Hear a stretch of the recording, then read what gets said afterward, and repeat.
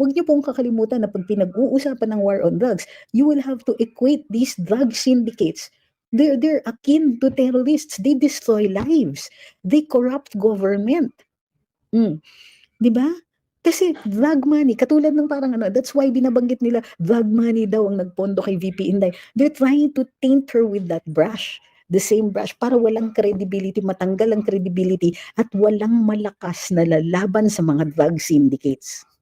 Even if Billionario were super duper dilaw, and sometimes it feels like it is to some of you, I know that, I would still go there.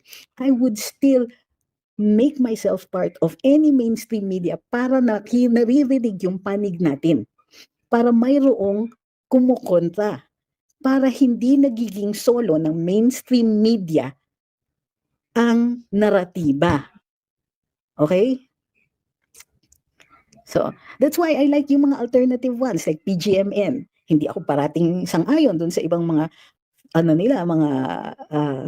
mga tawag ng komentarista nila. Pero I am glad na merong ganun. Kailangan isiksik natin ang sarili natin doon sa mga sa academe, doon sa mga NGOs, mga international NGOs. We should open dialogues with them at tanungin natin sa kanila, point blank, why do you not have the alternate view? Diba? Why are you not listening to the people? Why are you marginalizing the majority? Because that's what they're doing. Nagkakaroon ng ivory tower mentality kasi pag nasa academe. Akala nila sila lang talaga ang nakakapagdikta kung ano ang facts. But in many instances, undocumented yung sentiments ng ordinaryong mamamayan katulad natin. Yung mga hampas lupa, kung hindi tayo nagkaroon ng Salamat PRD na libro, there would be not a single, or there would be very, very few publications that really show the accomplishments of the Duterte administration.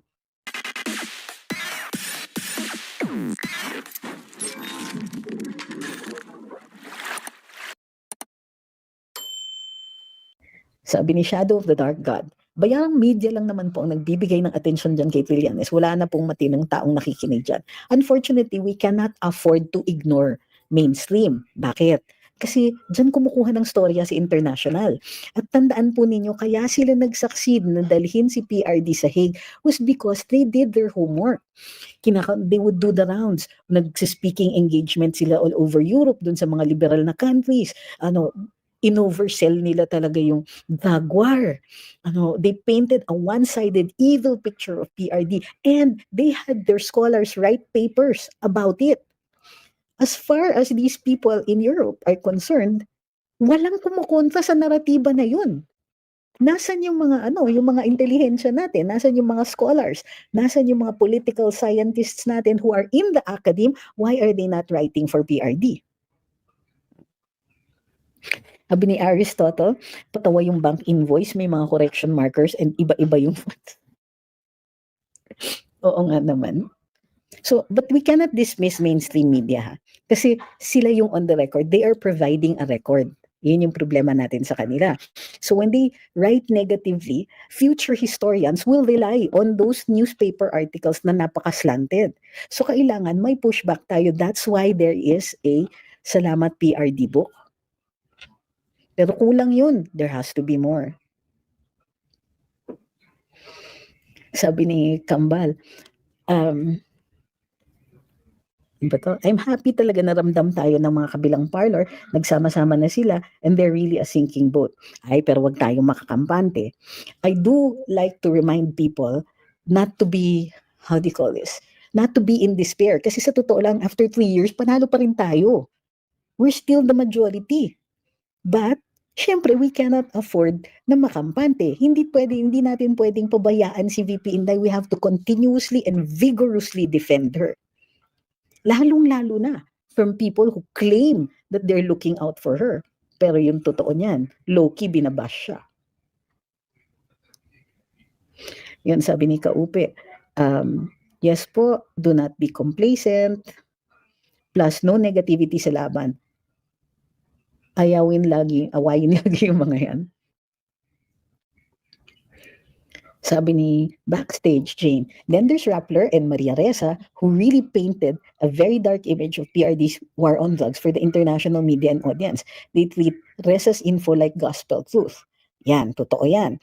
But we have to remind people, and we have to remind the especially yung mga neoliberals, yung mga liberals ng Europe, in the US, ganyan, that, well, sa US actually, nagbabago na yung norm. Nakita natin yung response ng US government to drug dealers and drug syndicates. They're using self-defense approach. They're defending the country against syndicated modern day terrorists. Yun yung kahalintulad ng mga yan. Huwag niyo pong kakalimutan na pag pinag-uusapan ng war on drugs, you will have to equate these drug syndicates. They're akin to terrorists. They destroy lives. They corrupt government. Di ba? Kasi drug money, katulad ng parang that's why binabanggit nila, drug money daw ang nagpondo kay VP Inday. They're trying to taint her with that brush. The same brush para walang credibility, matanggal ang credibility at walang malakas na lalaban sa mga drug syndicates.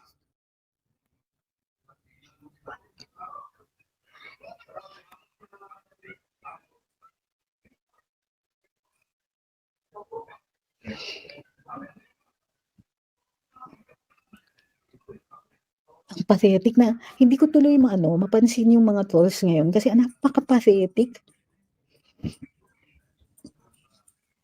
Nanghihina ngayon ng trolls, bakit kaya?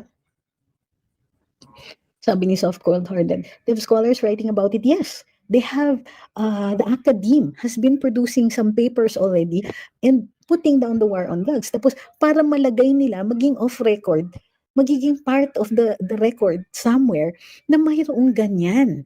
Yan ang kalaban natin. Yung systematized documentation na ginagawa nila, they're the only ones who are on paper. Alam mo yung sinasabi sa atin, di ba? Publish or perish pagka nasa academe ka. And ang laki kasi ng credibility if you publish an academic paper, if you publish in certain media. So, nakakapasok ba tayo sa mga ganyan? Not always. Kaya natatawa ako dun sa mga nang-iintriga sa akin, ha? Yung mga nang-iintriga na, uy, totoo ba? Nandiyan ka sa bilyonaryo, ang may-ari niyan si Martin Romualdez. Unang-una, sa takot ni Martin Romualdez kay First Lady, hindi niya magagawang i-hire ako. Okay? Matatakot yun kay First Lady Lisa. Bakit? The First Lady has a record of getting me out of certain positions and certain media. Ayaw niya.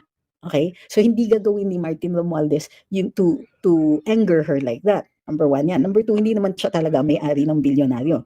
Number three, even if bilyonaryo were super duper dilaw, and sometimes it feels like it is to some of you, I know that, I would still go there. I would still make myself part of any mainstream media para naririnig yung panig natin. Para mayroong kumukontra. Para hindi nagiging solo ng mainstream media ang naratiba. Okay? So, that's why I like yung mga alternative ones like PGMN. Hindi ako parating sang-ayon dun sa ibang mga mga tawag ng komentarista nila. Pero I am glad na merong ganun. Kailangan isiksik natin ang sarili natin doon sa mga sa academe, doon sa mga NGOs, mga international NGOs. We should open dialogues with them at tanungin natin sa kanila, point blank, why do you not have the alternate view? Diba? Why are you not listening to the people? Why are you marginalizing the majority? Because that's what they're doing. Nagkakaroon ng ivory tower mentality kasi pag nasa academe. Akala nila sila lang talaga ang nakakapagdikta kung ano ang facts. But in many instances, undocumented yung sentiments ng ordinaryong mamamayan katulad natin. Yung mga hampas lupa, kung hindi tayo nagkaroon ng Salamat PRD na libro, there would be not a single or there would be very, very few publications that really show the accomplishments of the Duterte administration. Oh. 'Di ba? Ay, ang pathetic talaga. Patulan natin yung isang pathetic na tol, sabi ni Shigeno Loren, "Fake news ka attorney 'pag pagulo lang kayo sa PIBAS." See, number one, ang hirap dito sa mga trolls na puro wrong spelling. Hindi sa minamaliit ko yung wrong spelling mo because people make mistakes all the time. Pero parang systematic yung wrong spelling mo, unang-una. And parang wala ka talagang intention na maintindihan ka namin. Pangalawa, anong sinasabi mong fake news? Unang-una, hindi ako news komentarista ako.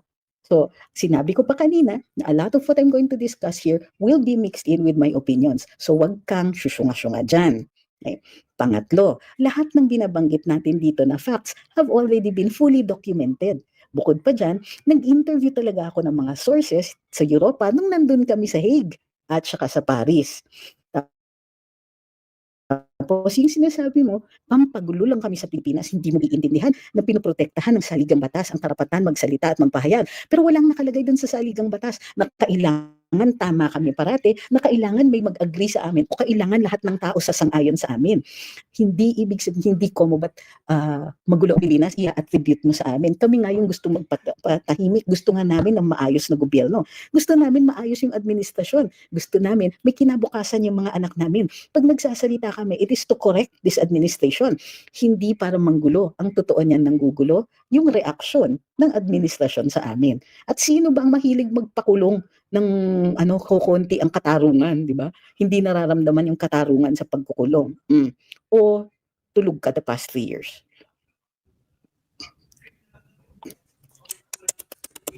Sad. Sabi ni Ma'am Melody, asawa ko po, he started to read Salamat PRD book. He said po, this book says volumes about how much PRD accomplished. Totoo yun. Sabi ni Kaupe, excuse me, mga dilawan and pinklawan and pulawan ang magugulo sa Pilipinas. See the NPA recruitment sa mga schools. Ayan. Sabi ni Soft Cold Hearted, mag-publish tayo ng mga papers, i-reproduce ang Salamat PRD. Exactly. Parati na naman, pwede ba daw kasuhan si Trillanes, fraud, identity theft? Unang-una, there's no crime. So ano bang gusto ninyo? Criminal, civil, administrative, ano ba ang kaso? So identity theft, may identity theft ba dyan? Kung mayroon kayong ebidensya, by all means, pwede siyang kasuhan. But again, hindi ganun kadali yan, ha? But by all means, I encourage you, kung sa tingin ninyo, kayo po ay may ebidensya at tingin ninyo dumabag talaga siya sa batas, file the case. Go.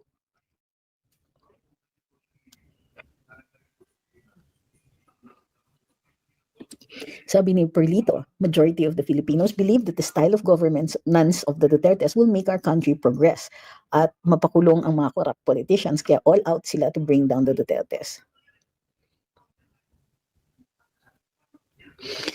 Sabi ni Topsy, I'm worried sa kaso ni Senator Marcoleta na perjury, sir. Perjury. Perjury. Ang ibig sabihin ng perjury, under oath nagsinungaling ka. So, tingnan po natin kung ano. Kasi sa totoo lang, hindi ko nakikita na worried si Senator Marcoleta. You don't see him walking around being defensive or anything like that. So, kung hindi siya worried, bakit kayo ang worried? Nakikita ko yung defenses, I just want to be more specific later on.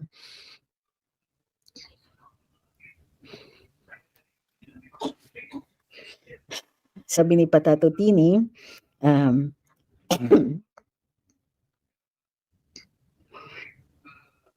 nasa na ba yun? Nahanap ko sandali. Hi, thank you kay Sir Edwin. Maraming salamat po. Sandaling,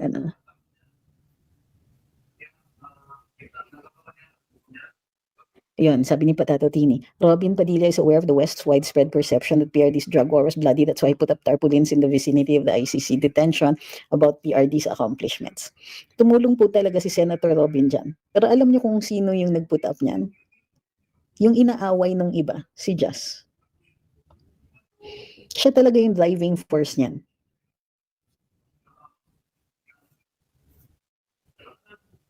Sabi, hindi, alam ko naman na alam mo yung word. Ano lang talaga, baka nag-auto-correct yung ano mo.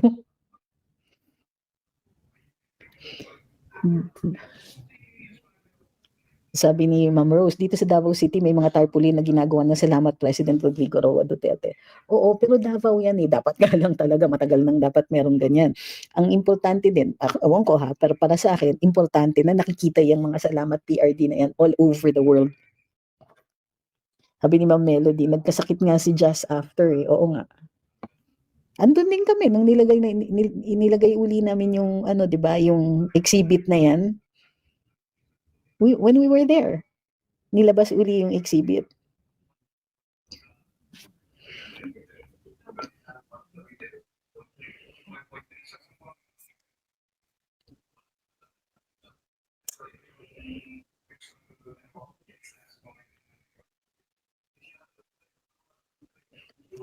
Okay.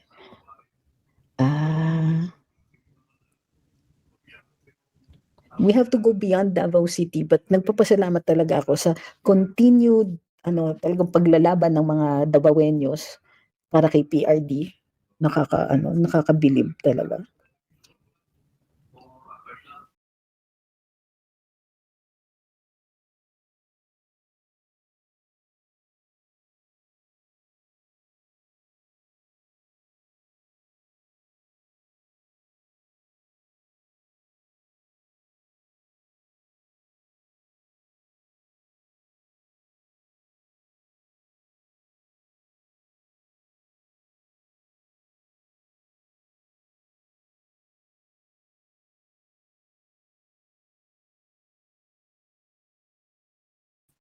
Hindi pa may napindot lang ako.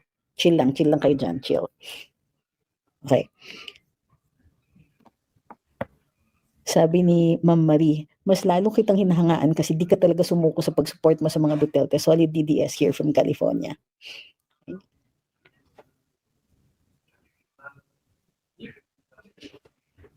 Guys, wag niyo akong tatanungin sa ibang mga vloggers, lalong-lalo na kasi busy ako, hindi ko nababasa lahat 'yan.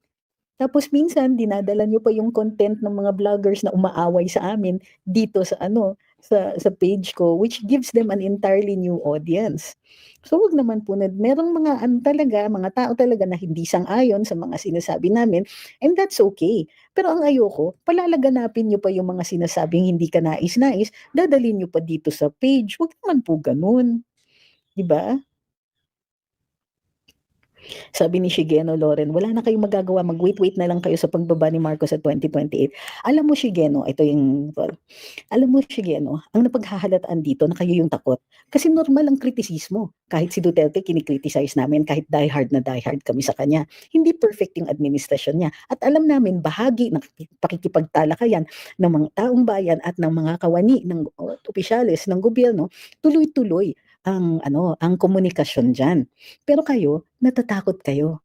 Unlike Duterte, okay lang binabatikos namin siya, binabatikos siya ng lahat ng tao, hindi siya insecure. Hindi gaya ng katulad ninyo na kinakabahan kayo na baka mawala itong administrasyon na ito. Sa totoo lang, sa amin, mawala man siya o hindi, nagiging saksi kami. Saksi at nagbibigay kami ng pagsasaksi namin, ng testigo namin or ng aming opinion ngayon. So it becomes part of the record kahit sa social media lang. Ang damdamin namin dito sa administrasyong ito. Ang nakakatawa po sa inyo, tatalakay lang kami ng mga hinanaing, ng mga maling ginagawa ng administrasyon, takot na takot kayo na baka mawala, na kailangan nyo pa kaming sabihan na, wait lang kayo, wait lang kayo. Bakit?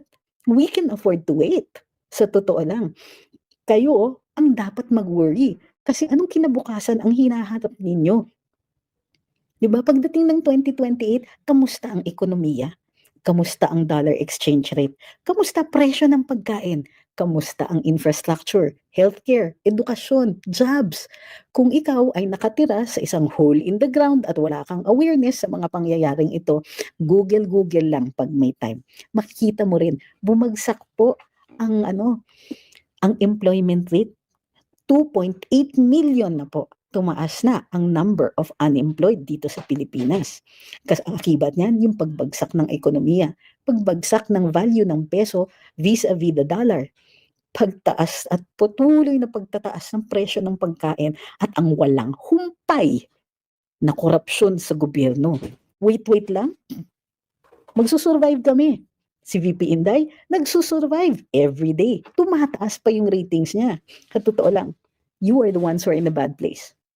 Kayo po ang walang credibility yung sinusuportahan ninyo. And patapos na rin po yung kanilang power. They're coming to the end of it in 2028. If not sooner, di ba? Tandaan ninyo, hindi naman gaanong kalusog yung sinusuportahan ninyong tao.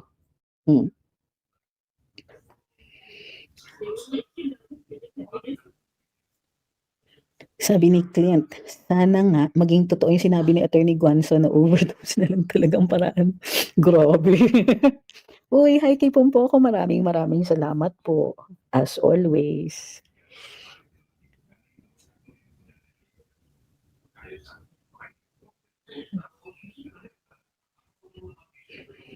Sabi ni Kambal, contribute in any form sa mga remote areas na pwede niyong ipaabot yung mensahe of good governance. At huwag maniwala sa mga panluloko ng mga congressman na ang bait ni Martin.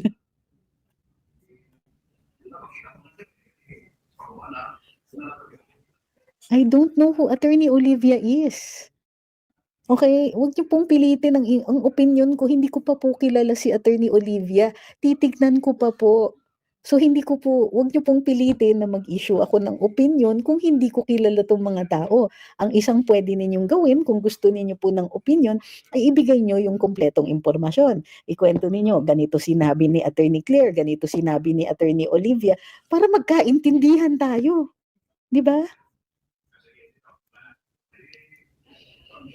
Saan po ba nanggagaling ang data sa unemployment? PSA po. Bakit? Saan po ba manggagaling pa?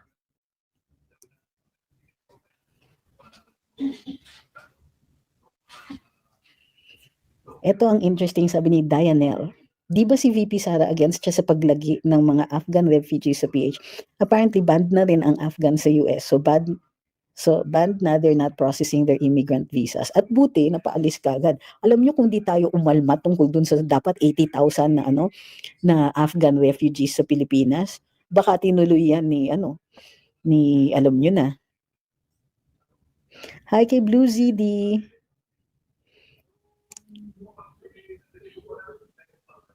Uy, meron daw nasagap si Russell na balita na nagbenta na naman tayo ng another batch of gold. Hala.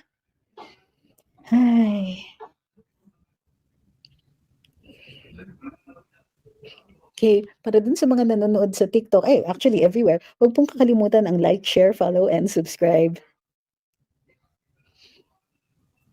Sabi ni Bri, they know paano magtrabaho si VP at yari ang mga kalokohan nila, lalo na makakaliwa dahil magiging history na lang sila.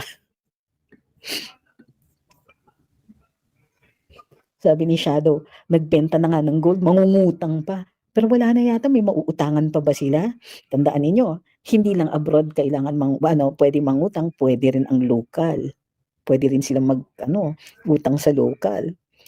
Hi kay Ma'am Marlene, sabi niya, nga po, pansin na pinipigilan ni BBM yung pagngiwi niya. Nung ni-report niya na canceled na yung passport ni Zaldi ko. Panoorin ko ulit. Hindi ko yata napansin. May init kasi ulo ko eh.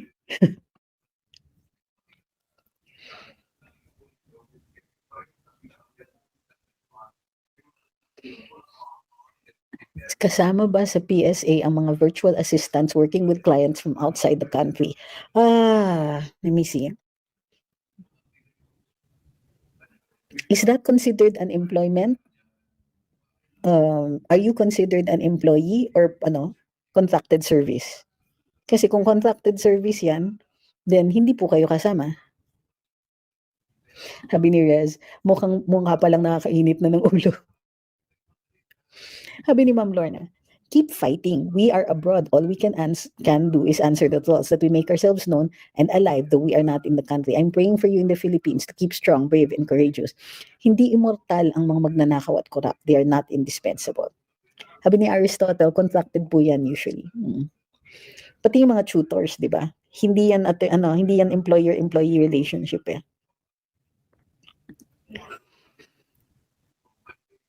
Sabi ni Ma'am Jane, speaking of ngiwi, yung video na Good Morning Boys and Girls nga, grabe yung ngiwi niya. Sabi ni Mount Pinatubo, fake news yung passport cancellation ni Saldi ko. Ganun? Hindi pa ba cancel?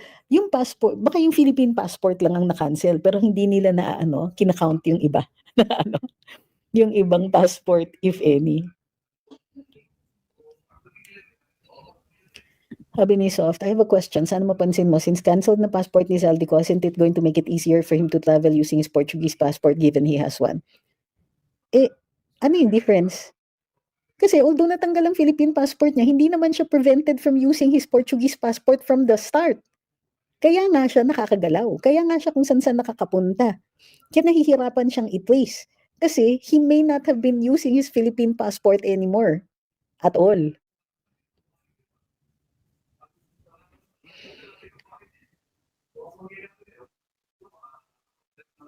You're welcome, Amazon. Sabi ni, ano to? Emla.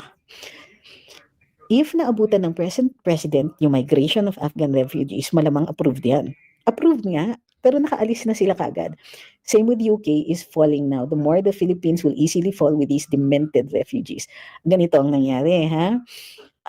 I think 2024, di ba, inapprove, and ang inapprove ni BBM is 80,000 Afghan refugees. US daw ang magbabayad ng housing and all that. So, ang nangyari is, they arrived pero hindi na 80,000. Parang isang eroplano lang.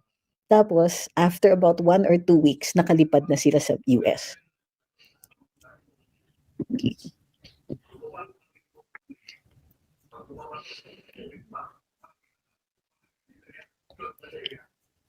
Sabi ni M. Sofel, bakit po pinapabayaan na hindi maisoli ang pera ng PhilHealth? Kahit may ruling ng Supreme Court, di ba under po ng office ni BBM yon? Okay, ganito yon. Hindi pa final yung order ng Supreme Court. May 15 days from the receipt of the order ang administrasyon to file a motion for reconsideration. Sinabi yan ni Secretary Dave Gomez na pag-uusapan pa nila kung ano ang magiging aksyon nila. So, until matapos yung 15 days na yon, hindi pa po final. Ngayon, kung mag-file sila ng motion for recon, patatagalin pa nila yung finality ng desisyon ng Korte Suprema. Unless sagutin sila ng Korte Suprema na immediately executory yung order. So, katulad ng ginawa nila noong impeachment ni VP Inday. So, hindi po yan pinapabayaan. May oras pa kasi. Okay, yung sa Portuguese, alleged Portuguese passport ni Saldico, that is, well, walang proof yan, wala pang ebidensya dyan, pero yan ang malakas na usapan at minsan kahit yung administrasyon ay sinasabi nila he might be using another passport. Sabi ni Ma'am Melody, nagpapatulong nga si John Vic sa aming OFWs to report Saldi's whereabouts. Yes, because they cannot always trace it using the Philippine passport. Hindi lang yon, medyo nakampante sila. Kasi whenever any Filipino citizen leaves the country, leaves the Philippines, nagpa-file tayo ng ano, di ba yung parang e-travel, para na-declare yan. So sanay sila sa ganun. For the rest of the travels, they have to coordinate. The Philippine Embassy will ask the country where they suspect the fugitive is.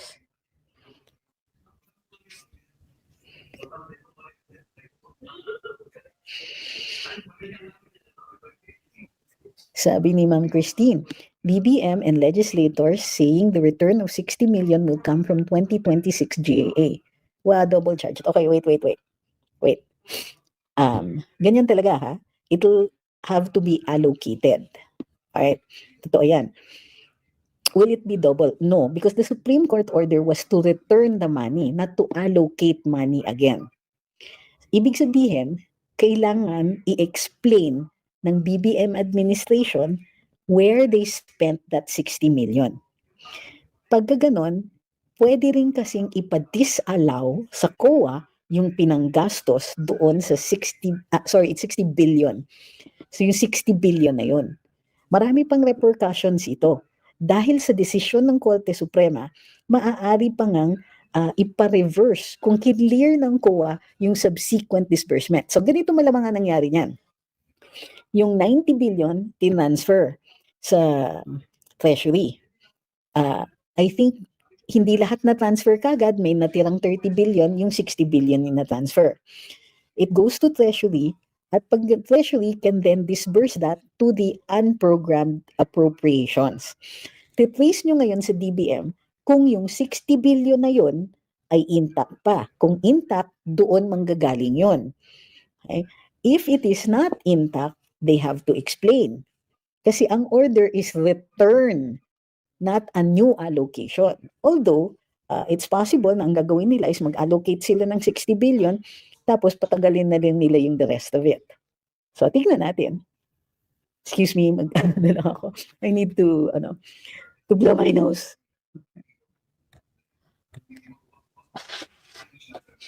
Apparently, I have a cold, but it's in my head, it's not in my nose.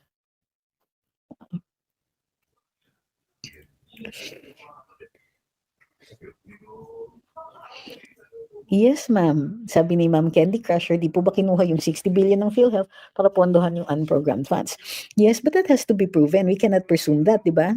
Well, unless it's been proven. So, double check ko yan. I-double check ko dun sa decision ng Korte Suprema. Impeachable po ba yung sa PhilHealth? Posible.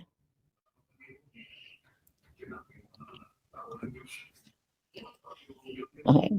Wala po akong update dun sa dun sa disallowances ng Office of the President. Wala pa kasing update sa media.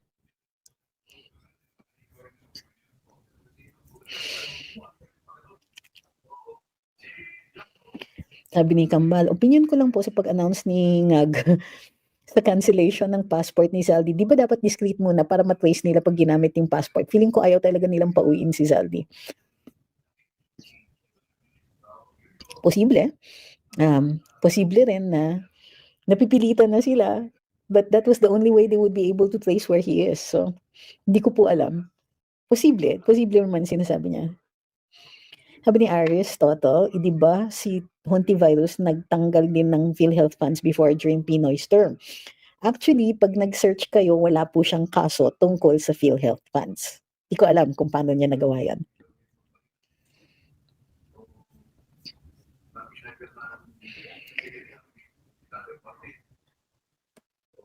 Thank you kay Aristotle.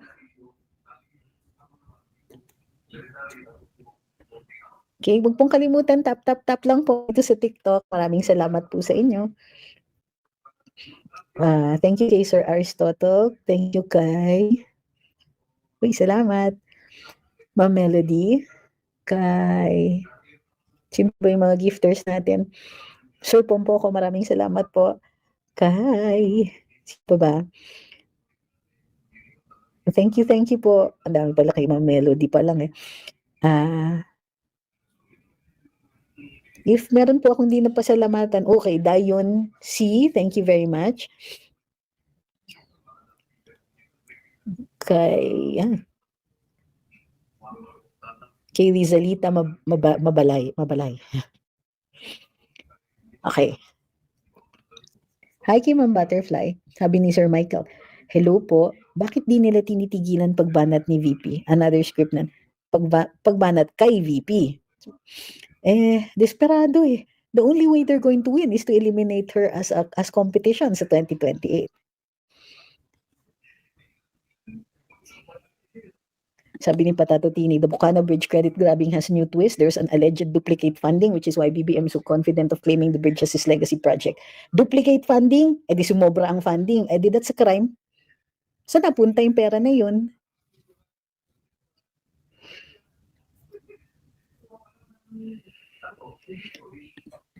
Pwede bang managot si Recto sa ginawa niyang mali sa PhilHealth transaction? Posible. Kailangan mapatunayan yung criminal intent. Na alam niyang mali yung ginawa niya pa rin.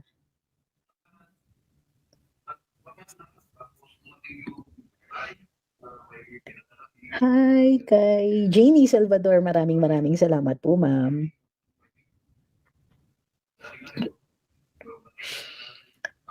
Si Ferdinand Teves is watching from Ashburton, New Zealand. Good night kay Brian. Sabi niya magtutulog na daw siya. May work pa siya mamaya. Di kaya magpuyat. Okay po. Malapit na rin naman tayong matapos. Pero maraming salamat at nandito ka. So, thank you kay Jerome. Okay. Tap naman po dyan sa TikTok. And by the way, para dun sa mga TikTokers, balik na po tayo sa dati na kapag nakukumpleto yung gift goals, maaari tayong mag-extend na exclusive for TikTok lang. Dun sa ibang mga ano, kasi merong ibang nagsasabi na nami-miss na nila yung karaoke night, so pwede na tayo uli. Hi kay Dudes! Oops. Long time follower niyo po ako dito sa Down Anda officials. Kung may anomalya, they resign or take a leave. Oo. Watching from Riyadh, si Soft Cold-Hearted. Hi kay Ma'am Eri. Good afternoon. Nanonood naman si Ma'am Eri from Nagoya, Japan. Taray ni Ma'am. Bucket list. Sabi ni Soft, no need to explain. Nakakagago na lang. Alam naman natin sa napunta. Meron ngang ganon.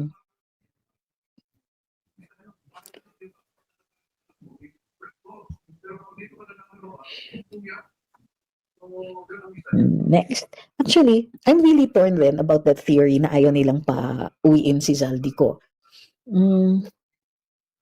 I see the point. Pero ang tingin ko, gusto din nilang pauwiin para mayroong sasalo. Good night, Miss Kay. Okay, mag-wrap up na rin po tayo. So, para dun sa mga nandito sa TikTok kanina pa, pakisagot naman yung mga frequently asked questions.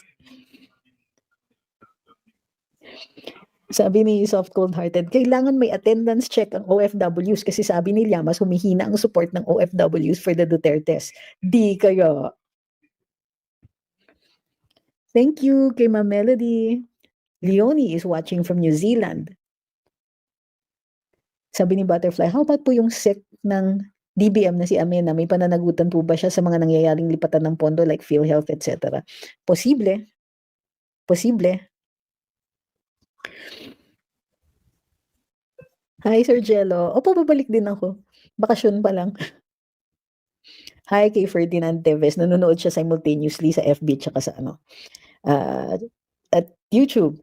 Hi kay Michael. Nanonood naman siya from Sanya, China. OFW musician. Mabuhay kayo! So, ito si Softo malilate sa trabaho. Okay, recap tayo. Maliwanag na panibagong operasyon na naman laban kay VP Inday, itong si Madriaga. At nakikita natin na marami siyang kahalintulad sa mga testimonya katulad ng kay Gutesa. Sipin ninyo, what a coincidence. Security person, bagman, duffel bag naman yung kanila, naghahatid din ng pera, naghahatid din ng sasakyan, may mga kadramahan din na gano'n, na parang wow, shades of Zaldico, di ba? Pero duffel bag, kasi mas konti yung trabaho, yung mas konti yung pera. And as usual, wala din pong, unlike kay Zaldico, may pictures, may documents, and so on. At may trace, natitrace niya kung saan nanggaling yung pera, anong pondo pinanggalingan, and so on. Dito, nakikita natin, naghahalo na ang kung anik-anik, nadadama yung issue ng confidential funds, madadama yung issue ng joint bank account, madadama yung issue na droga, pogo, ni lahat-lahat na parang pansit canton. What an amazing coincidence, sa iisang affidavit, lahat na dali nila. Diba? Tingin ko, last-ditch effort nila na pabagsakin ang paniniwala ng mga tao kay VP Inday. Ang problema kasi nila, paangat uli eh. Tumataas yung kanya, bumababa yung kay Presidente Marcos. Hindi lang yan. Ang statistics o ang numbers ni Senator Risa Hontiveros na bukod tanging nag-iisang nagsasabi na siya ay gustong tumakbong bilang presidente, napakababa. Ano yung kanya? 3%? Parang ganun. Di ba? So, itong, tapos sabi pa ni Your Angel, bakit si Browner tahimik? Baka mag-burp siya habang nagsasalita. Sa totoo lang, tama yung sinasabi ng maraming mga analysts na dahil kay Presidente Duterte, umangat ang buhay, ang kalidad ng buhay ng mga opisyales ng AFP at syempre ng mga enlisted. Dahil kay Presidente Duterte, naging living salaries, living wage, mabubuhay mo pamilya mo. Pero dahil din kay Presidente Duterte, walang military adventurism or wala ring interest ang marami sa mga opisyales at mga sundalo sa AFP na isabuhay yung nasa saligang batas na nakasaad na the AFP is the protector of the people. So, anong sabi ni PRD dati nung in-address niya ito? Sabi niya, sinabi ko na sa inyo ang problema, sinabi ko na sa inyo ang paglalabag sa saligang batas. Protector kayo at taga-usig, taga-execute ng saligang batas. Kung di kayo gagalaw, that's on you.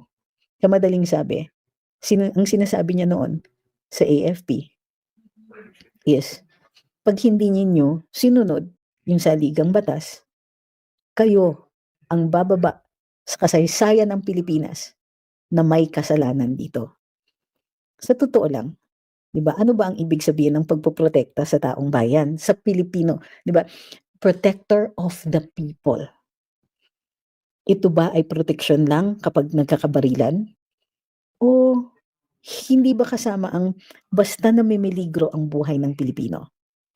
We won't know what their interpretation is of that. Kasi ang alam lang natin is that so far, they are not interested in protecting us.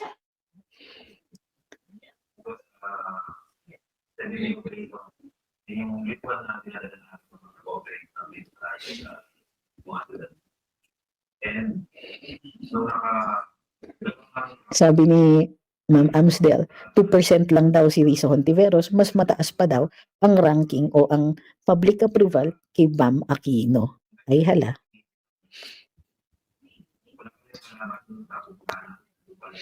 Sabi ni Your Angel, hindi na mangyayari yung protektahan tayo kasi pinalaki na sahod nila ni BBM. Mali po kayo dyan. Hindi po pinalaki ni BBM ang salaries nila, dinagdagan ng allowances nila. Pero, yung dagdag na yun, matagal na po yan mandated. In fact, delayed yan. So, wag niyong bibigyan ng credit si BBM if he doesn't deserve it.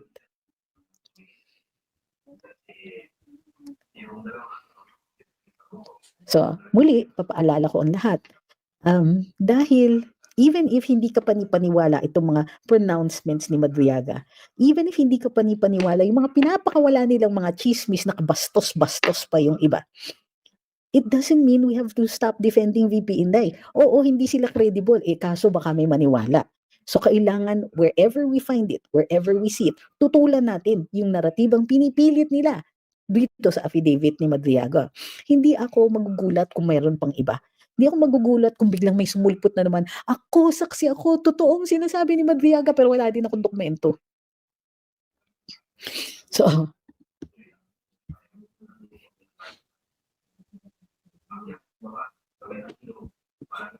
would you? Ayan, tingnan nyo yung baba na. And finally, magiging bahagi ng communications nitong administrasyon yung sinasabi ni Madriaga. Ulitin ko, lalabas yan sa mga mainstream media. Lalabas yung storya. May mga mag-special report dyan. Lalabas sa mga komentarista, lalabas sa mga troll. Tignan nyo, sa ngayon, hikaos ang mga troll. Wala silang maisip. Tignan ninyo yung sinabi ng isang troll dito. Magnanakaw talaga si Sara. Wala siyang ebidensya, wala siyang logic, wala siyang argumento, wala siyang mukha. Hanggang dyan lang sila. O ngayon na nilabas ni Madriaga yung kanyang affidavit, mayroon na uling pag-uusapan ng mga trolls. Ay! Ang saya na naman ng buhay nila. Masaya na naman ng mga operators kasi mamaya dyan may magtatawag na sa kanila. Oh, kailangan ko ng trolls. Ilabas ninyo to. Pagtawanan ninyo, gawan nyo ng mga memes. Pag-anuhan nyo si Sara para magmukhang nananalo tayo. Tama yan. As usual. So inulit-ulit nilang paggagamit ng ganitong klaseng strategiya. Hindi naman umangat ang mga ratings ni Presidente to the point na nalampasan niya si VP Inday. Wala. Sabi ni Ma'am Ames, Army wife here, napakalaking tulong sa amin pagtaas ng saad ng MUP, PRD lang sa Kalam. Maraming salamat Ma'am Ames. Sabi ni Melon yan, nakakatawa ka dahil source nila Trillanes. O hindi natin sure, lumilitaw yung pangalan ni Trillanes, ewan ko kung siya talaga yung source ha. Alam naman ng lahat na si Trillanes ay puro gawa-gawa lang yon source at evidence. Hindi si Trillanes yung type na mang-aakusa siya, tapos wala siyang ebidensya, gusto niya, ikaw pa ang mag-produce ng ebidensya para sa kanya. Susme. So yun, yan na po ang ating recap. Maraming salamat po sa lahat ng sumubaybay sa atin sa live na ito. Maraming salamat TikTokers, miss ko na kayo. Maraming salamat dun sa mga tuloy-tuloy na pagsusuporta dito sa Luminous, lalong-lalo na magpadala ng star, super chat, super sticker at saka gifts dito. Hi Ma'am Teresa, humabol pa kayo. Thank you. Sa lahat din po na nag-like, nag-share at nag-follow sa amin sa lahat ng aming mga social media accounts. Magpapasalamat ako dahil sa contributions ninyo dito sa live natin. Hindi lang po yung mga super chat, super sticker and all that, pero pati yung inyong mga komento, ang inyong mga katanungan. Sana next time kumpleto. Pero okay lang yun. At maraming salamat din sa lahat ng nagre-remind sa atin ng ibang mga emerging issues o nagpapadala ng additional na information. Maraming salamat po sa inyo. And finally, nagpapasalamat din ako sa inyong pagmamahal sa bayan. Sa inyong patuloy na paglalaban ng matinong gobyerno. Di ba gusto ninyo ipaglaban na magkaroon tayo ng maayos na administrasyon, maayos na gobyerno, at maayos na governance. So, tuloy-tuloy pa rin po tayo, ipaalala at isabuhay at ilagay, ipahayag yung klaseng governance na namimiss natin at gusto natin ma-experience muli. Uy, thank you kay Proud Mindanao. Hi kay Bien Crescini. Si Ma'am Marie, matagal na akong follower mo. Solid din ako sa iyo. Solid din ako sa inyo. Ay, sorry kay FM Reyes na late po kayo, ma'am. Namimiss ko pa naman yung mga komento ninyo. Sabi ni Winston, thank you, Attorney T. Love the country, love the Filipinos forever. Sabi ni Sir Ray, meron pa kaming differential na hindi pa nabigay itong bago iwan. Saan galing ang funding kunin? Ano po yun? Well, hindi pa nabibigay. Oy, late na naman, mangungutang pa yata sila ng pambayad sa inyo. Sabi ni Ma'am Maria, watching kapitbahay ni Tatay Digong sa Davao City. Uy, kita-kita tayo soon. Mapapadaan po kasi ako sa inyo. So sa lahat rin po na nakikinig sa atin ng mga military families, mabuhay po kayo sa mga families ng ating mga magigiting at very obedient na PNP. Maraming salamat sa inyo. Alam ko na nararamdaman ko yung frustrations ninyo, kinikwento naman ng iba ninyong mga kasamahan sa akin. Pero tuloy-tuloy lang po tayong manalangin at tuloy-tuloy din po namin ipaglalaban kayo. Thank you, Ma'am Teresa Norsho. Maraming salamat po sa inyo. And Ma'am Amalia, who's watching from Davao City. Thank you very much. See you tomorrow.